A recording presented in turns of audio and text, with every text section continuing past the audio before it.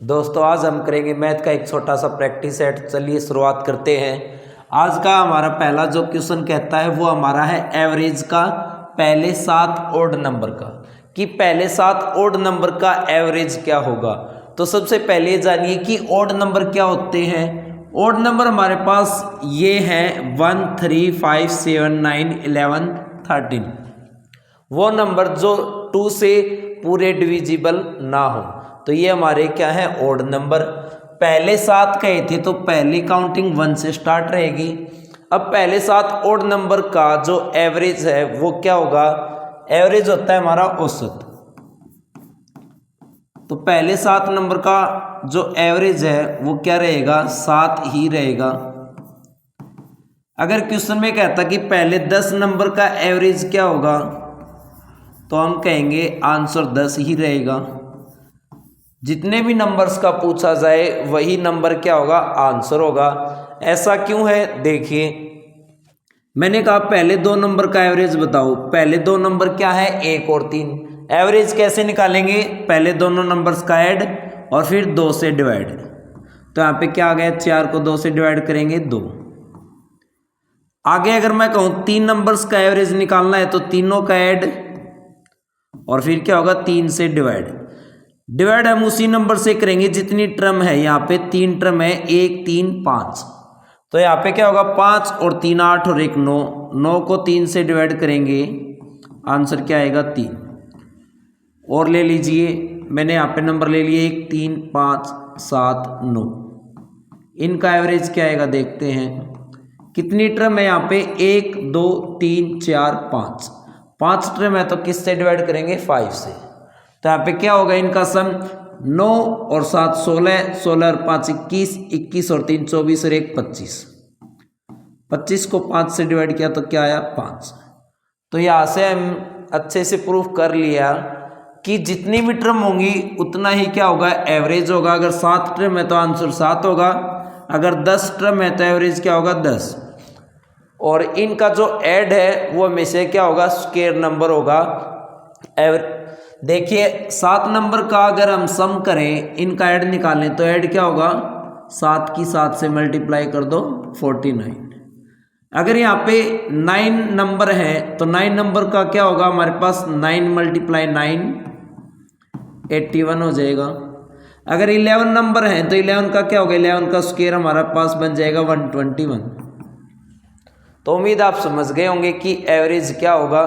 चलिए आगे बढ़ते हैं सेकंड क्वेश्चन पे। सेकंड क्वेश्चन कहता है कि हमें HCF निकालना है। इन 3 नंबर्स का HCF क्या होगा। HCF हमारा क्या होगा, वो सबसे बड़ा नंबर होगा जो इन तीनों नंबर्स को डिविजिबल कर पाए। अगर मैं यहाँ पे देखूँ तीनों नंबर्स को, ऐसा कौन सा नंबर डिविजिबल कर पाता है, तो यहाँ पे हम कहेंगे कि 1 भी करता है, 2 भी, 3 भी कर देता है और फिर हम कहेंगे कि 6 भी कर देता है। तो यहाँ पे जो ग्रेटेस्ट नंबर है वो क्या हमारा 6। तो हाईएस्ट कॉमन फैक्टर क्या होगा, 6। तो ये 6 ही हमारा क्या होगा, HCF होगा। अब देखिए इसको निकालते कैसे हैं। तो यहाँ पे मैंने नंबर रख लिए 24 18 और 36। 24 किससे डिविजिबल हो जाएगा, 2 से, तो 12 आ गया। फिर 2 से डिविजिबल किया 6, फिर 2 से डिवाइड किया 3 और फिर 3 से डिवाइड किया 1। यहाँ पे 2 से डिवाइड करेंगे 9, 3 से डिवाइड करेंगे 3 और फिर 3 से डिवाइड किया 1। यहाँ पे 2 से डिवाइड किया 18, आगे 2 से डिवाइड हुआ 9, 3 से डिवाइड करेंगे 3, फिर 3 से डिवाइड हुआ 1। तो 24 हमने क्या लिखेंगे कि 3 बार 2 की मल्टीप्लाई आएगी और एक 3 की मल्टीप्लाई। 18 क्या होगा हमारे पास, तो यहाँ पे कहेंगे 2 और 2 बार 3 की मल्टीप्लाई। 36 क्या होगा, 2 टाइम्स 2 की मल्टीप्लाई और 2 टाइम्स 3 की मल्टीप्लाई। अब यहाँ पे सिमिलर पेयर बनाएंगे। तो हमने कहा कि 2 का एक पेयर बन गया, फिर हम कहेंगे कि 3 का एक पेयर बनेगा। 2 अगर ढूंढें तो यहाँ पे आगे और 2 नहीं है, और 3 ढूंढें तो इन दोनों में 3 है, यहाँ पे 3 नहीं है।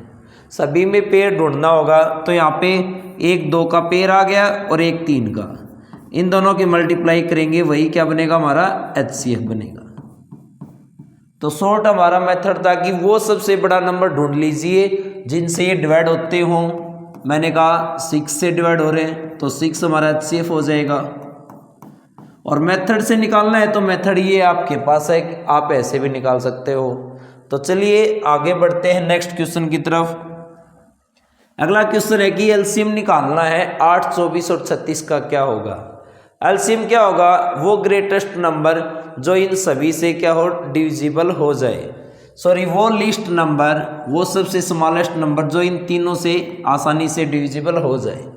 तो मैं यहाँ पे अगर देखूँ तो हमारे पास क्या होगा, पहले तो हम मेथड से सीखेंगे और ट्रिक से भी साथ में सीखेंगे। ट्रिक से हमारे पास अगर कहूँ तो मैं कहूँगा सबसे बड़े नंबर को ले लीजिए। फिर देखिए 24 की टेबल में क्या 36 आता है, तो हम कहेंगे 24 के पहाड़े में नहीं आता, तो 24 को ब्रेक कर लो। 24 क्या हो जाएगा, 12 और 2 की मल्टीप्लाई। तो हम कहेंगे कि 12 की टेबल में तो 36 आता है, अब बच गया कौन, 2, तो इसको 2 से मल्टीप्लाई कर दो। फिर हमने देखा 8 की टेबल में क्या ये आता है, ये 8 से पूरा डिविजिबल हो जाएगा। तो मैं कहूँगा कि इनकी मल्टीप्लाई क्या बन गई, 72, और 8 की टेबल में 72 आ जाएगा, तो ये हमारा क्या होगा, एलसीएम होगा। दूसरा एलसीएम कैसे निकालेंगे, देखिए मेथड से 8, 24, 36। पहले इनको डिवाइड कीजिए जिससे भी हो पाए, सबसे स्मॉलेस्ट नंबर से शुरू करेंगे। 2 से डिवाइड किया 4, 2 से डिवाइड किया 12 और 2 से डिवाइड किया 18। फिर 2 से डिवाइड करेंगे 2, 2 से हो गया 6, 2 से 9। फिर 2 से हो जाएंगे 2 से 1, 2 से 3 और 2 से यहाँ पे 9 नहीं होगा तो 9 को वैसा का वैसा लिखेंगे। फिर 3 से हो जाएगा 3 1 जा, और फिर ये 3 3 जा। फिर 3 से करेंगे, यहाँ पे सारे डिवाइड हो गए अच्छे से। तो एलसीएम क्या होगा, इन सभी की मल्टीप्लाई, 3 3 जा 9, 9 2 जा 18, 18 2 जा 36, 36 2 जा 72। तो ये हमारा क्या होगा, एलसीएम होगा। तो ये हमारे एलसीएम निकालने का तरीका था। उम्मीद आपको पसंद आया होगा। चलिए आगे क्वेश्चन पे बढ़ते हैं। क्वेश्चन नंबर 4 क्या कहता है, HCF of 2 numbers is 5, LCM 60। HCF क्या दे रखा है, 2 नंबर्स का हमारे पास 5 दे रखा है, एलसीएम 60 दे रखा है, और उन दोनों नंबर में से कोई एक नंबर हमारे पास क्या है, 20 दे रखा है। हमने फर्स्ट नंबर को रख लिया क्या, 20। सेकंड नंबर हमें बताना है क्या होगा। तो यहाँ से एक फॉर्मूला बनता है हमारा क्या, कि दोनों नंबर्स की प्रोडक्ट, पहला नंबर और दूसरा नंबर, दोनों की मल्टीप्लाई इक्वल होगी किसके, HCF मल्टीप्लाई एलसीएम की। ये हमारा फॉर्मूला बनता है। तो पहला नंबर क्या है, 20। दूसरा नंबर सेकंड हमें निकालना है, क्या होगा, HCF और एलसीएम की मल्टीप्लाई। 5 और 6, यहाँ पे क्या था, ये एलसीएम 60। 5 और 60 की क्या करेंगे, यहाँ पे मल्टीप्लाई। सेकंड नंबर क्या होगा, ये 20 मल्टीप्लाई में, उधर जाके क्या होगा, डिवाइड में, और 20 से डिवाइड होगा ये नंबर, तो क्या होगा, 23 जा और 5 3 जा 15। तो दूसरा नंबर क्या होगा हमारा, 15 होगा, 15। उम्मीद आपको अच्छा लगा होगा और आसान तरीके से आप निकाल सकते हैं। ये फॉर्मूला बार बार यूज़ होने वाला है आपके एग्ज़ाम में। और HCF एलसीएम के बिना हम नॉर्मली बहुत सारे क्वेश्चन नहीं कर पाएंगे। HCF एलसीएम तो हमारा बिल्कुल बेसिक है, ये आपको अच्छे से आना चाहिए। चलिए आगे बढ़ते हैं। Arrange the following in increasing order. Increasing order क्या होता है, हमारा आरोही क्रम होता है। फ्रैक्शन दे रखे हैं और इनको आरोही क्रम में लगाना है। मीन्स छोटे नंबर से लेकर और बड़े नंबर तक हमें पहुंचना है। मीन्स 1 3 5 7 8 12। तो ये हमारा क्या हो रहा है, इंक्रीज हो रहे हैं नंबर्स, वैल्यू इंक्रीज हो रही है नंबर्स की। तो इंक्रीजिंग ऑर्डर में हमें राइट करना है। फ्रैक्शन क्या दे रखे हमारे, 2/3, फिर है 5/6, फिर हमारे पास 3/4 और फिर हमारे पास 7/9। इनको हमें अरेंज करके दोबारा इंक्रीजिंग ऑर्डर में लिखना है। देखिए हमारे पास एक शॉर्ट मेथड है कि सभी को 10 से मल्टीप्लाई कर दो नोमिनेटर में, या चाहे तो मैं 100 से मल्टीप्लाई कर लो। तो अब इनको डिवाइड करने पर इनकी वैल्यू देखिए क्या आएगी। मैंने इसको 3 से डिवाइड किया तो यहाँ पे 3 से कितने पे डिवाइड हो जाएगा, 6 तक आराम से डिवाइड होगा, आगे डेसिमल में रहेगा। 6 से अगर मैं इसको डिवाइड करूँ तो 6 पे 8 पे चला जाएगा, 6 8 जा 48। 4 से अगर मैं इसको डिवाइड करूँ तो 4 से 7 पे चला जाएगा। 9 से इसको डिवाइड करूँ तो 9 पे कितना डिवाइड होगा हमारे पास, 9 7 जा 63। अब यहाँ पे इन दोनों में कन्फ्यूज़न हो गया कि पहले कौन आएगा।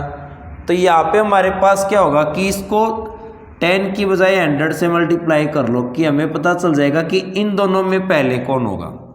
ये तो हमें पता चल गया कि सबसे पहले जो होगा वो हमारा ये फ्रैक्शन होगा। ये कौन सा है, 2/3। अब इस 2/3 से बड़ा कौन है हमारे पास, ये हमें देखना है कि इन दोनों में से कौन होगा। सबसे बड़ा फ्रैक्शन कौन सा है, यहाँ पे वैल्यू आई है 8, तो यही हमारा सबसे बड़ा फ्रैक्शन होगा 5/6। अब हमें यहाँ पे देखना है कि इन दोनों में से छोटा कौन है और बड़ा फ्रैक्शन कौन सा है। यहाँ पे हमारा कंपैरिजन होगा। तो यहाँ पे इसको 100 से मल्टीप्लाई करके सोल्व कर लीजिए। यहाँ पे क्या होगा, 300 को 4 से डिवाइड करेंगे तो 7 पे हो जाएगा। फिर यहाँ पे हमारे पास 0 को लेंगे 5 पे हो जाएगा। तो ये कितना हुआ, 100 से 75 बन गया। और यहाँ पे 700 होगा तो 9 से डिवाइड करेंगे कितना होगा, 9 7 जा 63। यहाँ पे 7 रहेगा, 0 को लिया तो हमारे पास क्या हो गया, 9 7 जा 63। तो यहाँ पे मैंने देखा ये क्या बना, 77 बना है। तो इन दोनों में से हमारे पास स्मॉलेस्ट कौन सा है, ये 3/4 होगा। फिर 3/4 से बड़ा कौन सा है हमारे पास, ये 7/9। और 7/9 से बड़ा कौन सा है हमारे, 5/6। तो उम्मीद है आप इसी तरीके से इनको अरेंज कर पाएंगे आसान तरीके से कि असेंडिंग ऑर्डर क्या होगा।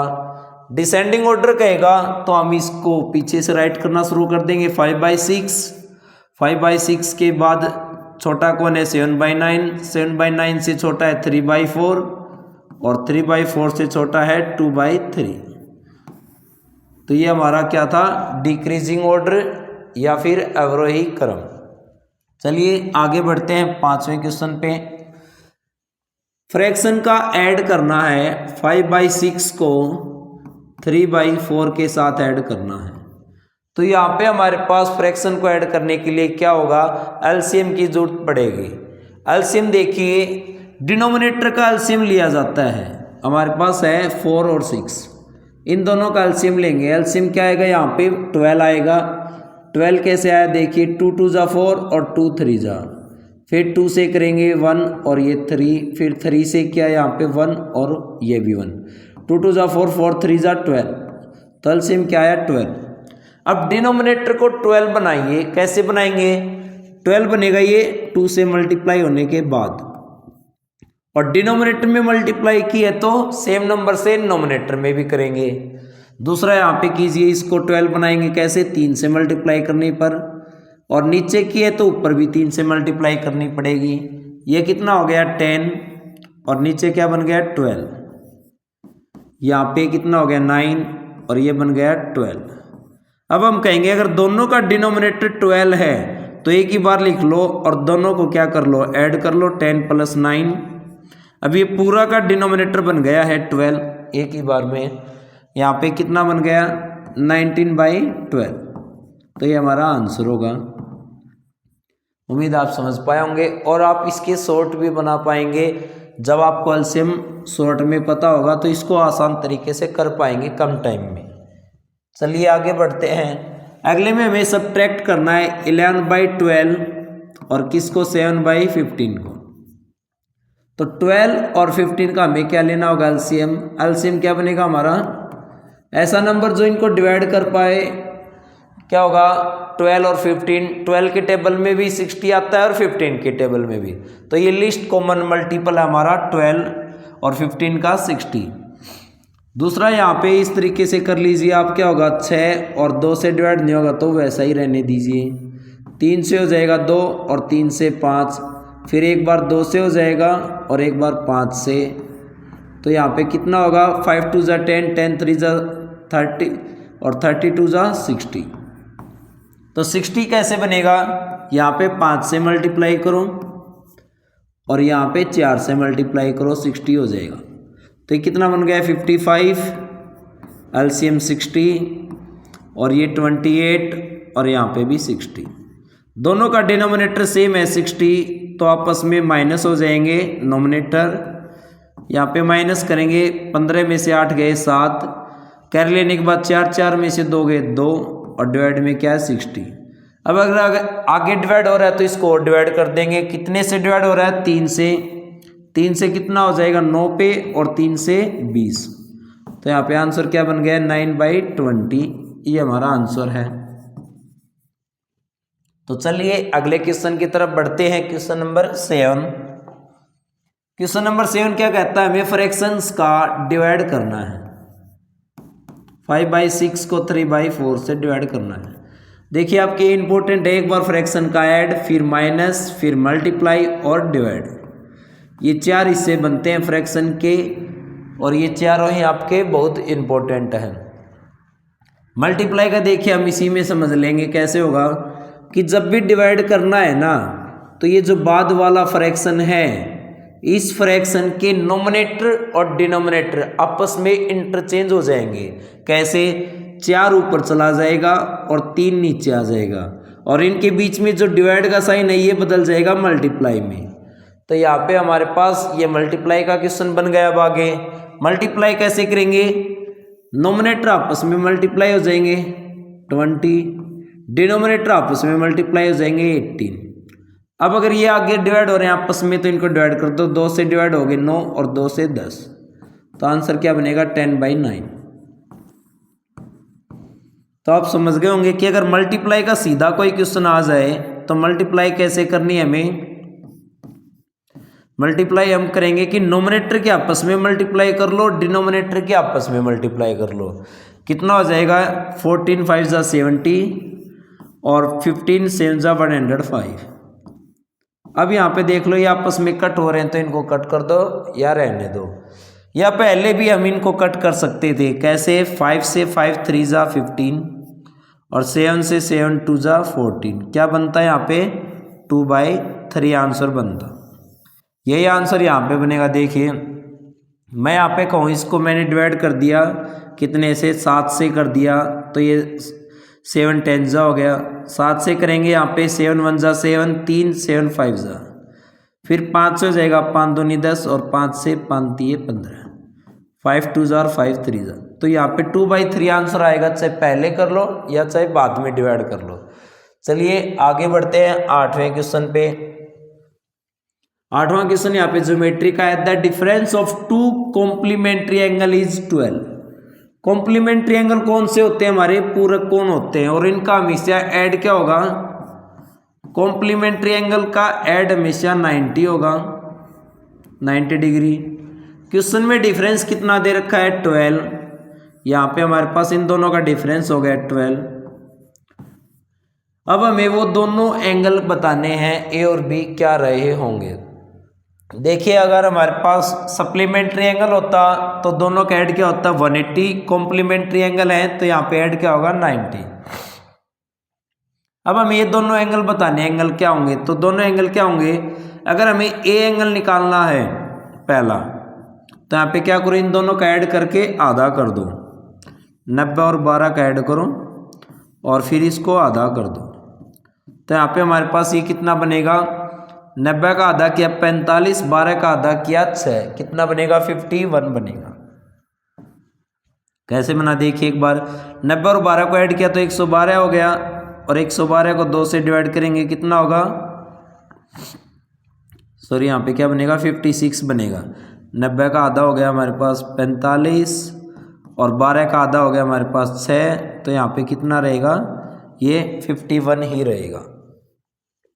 यहाँ पे क्या बनेगा हमारे पास आंसर 51 बनेगा। देखिए एक बार फिर से रिवाइज करते हैं। अगर हमें एंगल पहले वाला निकालना है ए, तो क्या करेंगे 90 और 12 का आधा करेंगे ऐड करने के बाद, तो यहाँ पे ऐड करेंगे तो कितना बनेगा, ये 102 बनेगा और 102 का आधा करेंगे कितना हो जाएगा 51 बनेगा। या फिर इसको पहले ही आधा कर लो, 90 का आधा हो गया 45 और 12 का आधा हो गया 6 और अब ऐड कर लो तो यहाँ पे भी क्या बनेगा 51। तो ये पहले वाला एंगल निकाल लिया। दूसरा एंगल क्या होगा हमारे पास, दूसरा एंगल बनेगा कि यहाँ पे इन दोनों का ऐड किया था, अब यहाँ पे क्या करो, इन दोनों का डिफरेंस करो और फिर उसका आधा करो। तो यहाँ पे कितना हो गया था, ये 45 और यहाँ पे ये बन गया था 6। 45 और 6 का डिफरेंस कितना होगा हमारे पास, 39 बनेगा।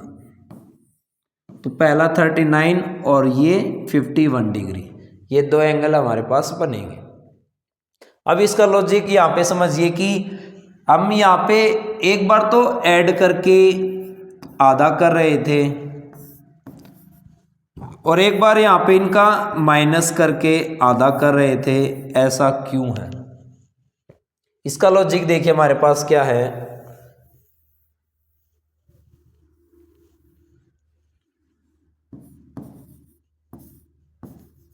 कि जब मैं यहाँ पे इन दोनों को ऐड करूंगा तो b से b कैंसिल हो जाएगा, यहाँ पे a और a क्या हो जाएगा 2a और यहाँ पे ऐड हुआ तो यहाँ पे भी ऐड होगा, बोथ साइड ऐड होगा तो यहाँ पे 102 बनेगा।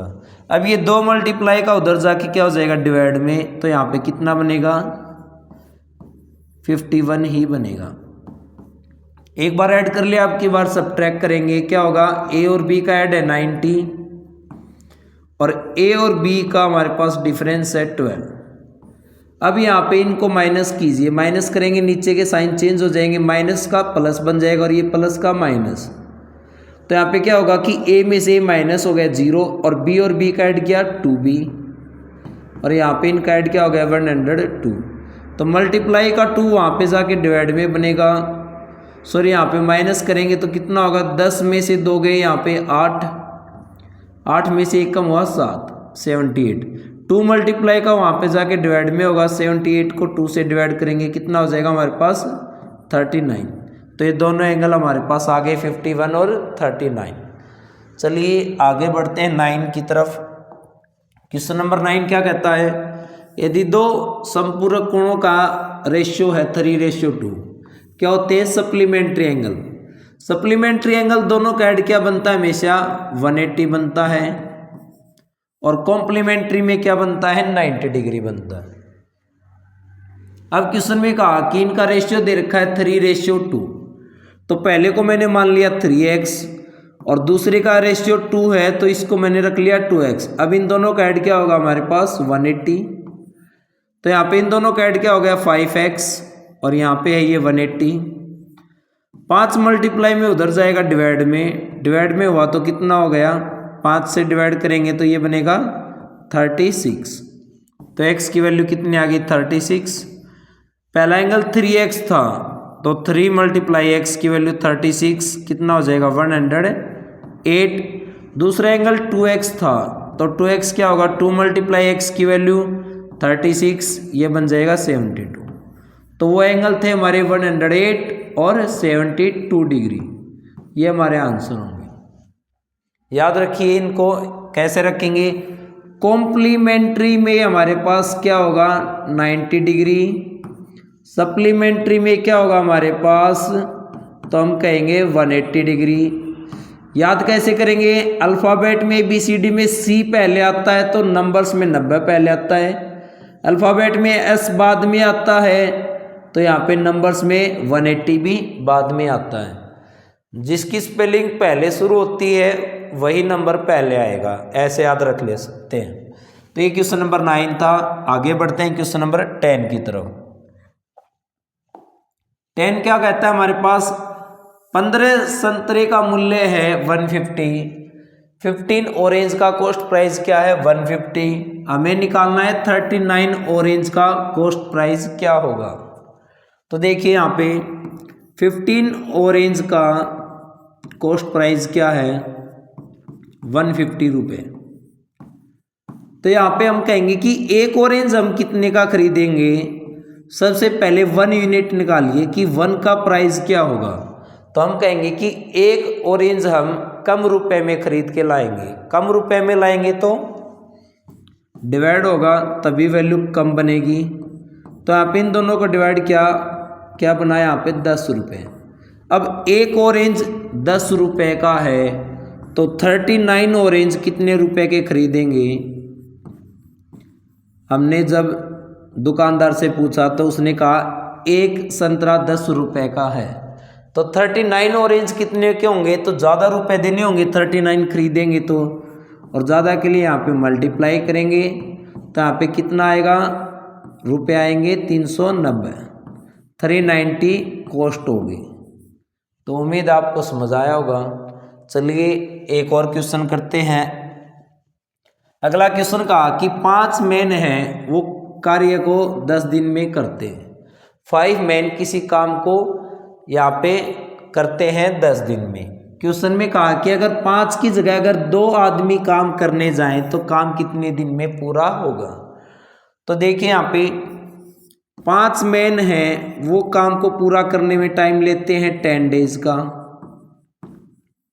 मैंने कहा कि एक अकेले आदमी को काम पे भेजा तो एक अकेला काम करने जाएगा तो उसको टाइम कम लगेगा या ज़्यादा, तो हम कहेंगे अकेला पर्सन काम करेगा तो उसको ज़्यादा ही टाइम लगेगा।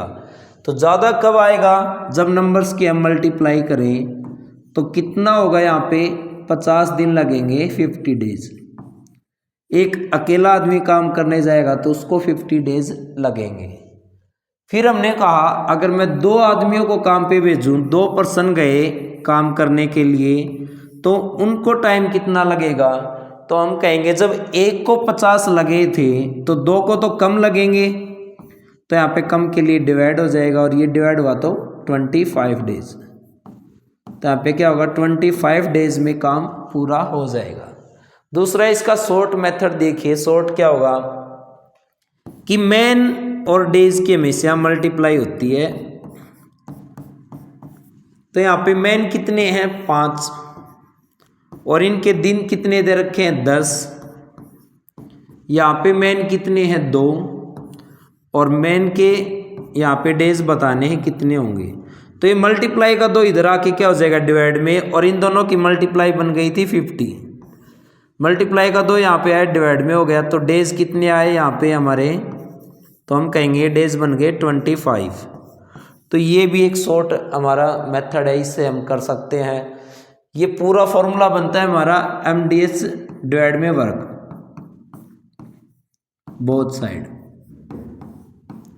देखिए क्या होगा, हमसे मैन या मशीन या वुमेन जो भी काम कर रहे हैं डे से कितने दिन ले रहे हैं। एच का मीनिंग यहाँ पे होगा घंटे, और वर्क कि वो काम क्या कर रहे हैं। यहाँ पे हमारे पास जो नहीं दे रखा उसको हम नेगलेक्ट कर देंगे, वरना इन सभी की क्या होगी मल्टीप्लाई। इक्वल में भी यही होगा कि मैन डेज और घंटे क्या ले रहे हैं, और वर्क क्या होगा कि यहाँ पे जो काम था क्या सेम काम है या फिर उससे दुगना है या 3 गुना है, वो वर्क होगा। फॉर एग्जाम्पल यहाँ पे रख लीजिए कि वो पहले क्या बना रहे थे 10 पंखे बना रहे थे और यहाँ पे 15 बना रहे हैं, तो डिवाइड में 10 हो जाएगा और यहाँ पे डिवाइड में 15 हो जाएगा। तो उम्मीद आप समझ पाए होंगे। चलिए फिर मुलाकात करते हैं। आज की क्लास यहीं तक रखते हैं। चैनल को सब्सक्राइब करके जाओ, दोस्तों के साथ शेयर करो। फिर मुलाकात होती है हमारी दोबारा, बने रहिए हमारे साथ।